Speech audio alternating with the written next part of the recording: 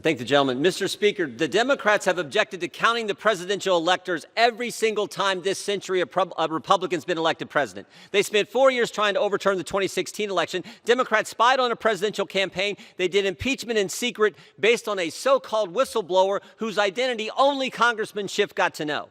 This Congress, they have closed the Capitol, enacted proxy voting, kicked Republicans off committee, and for the first time in American history, denied Republicans seats on a select committee that was chosen by the minority leader. They're trying to make D.C. a state, end the Electoral College, end the filibuster, pack the court, destroy executive privilege, take federal control of elections, and are currently allowing in jurisdictions illegal immigrants to vote. And finally, the January 6th committee has altered evidence and lied to the American people about it. But somehow they tell us it's President Trump and Republicans who are undermining democracy? Give me a break. Undermining democracy because we actually think you should show a photo ID when you go to vote?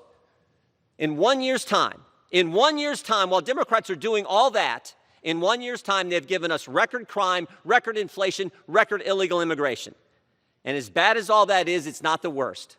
The worst is how they've used the virus to attack our freedoms, how they've used the virus to attack our First Amendment rights. And here's the irony. They used the virus to attack our liberties, even though everything they have told us about the virus has been wrong. They told us it didn't come from a lab. They told us it wasn't gain-of-function research. They told us it was only 15 days to slow the spread. They told us masks work. They told us we have a federal plan. Joe Biden said that himself.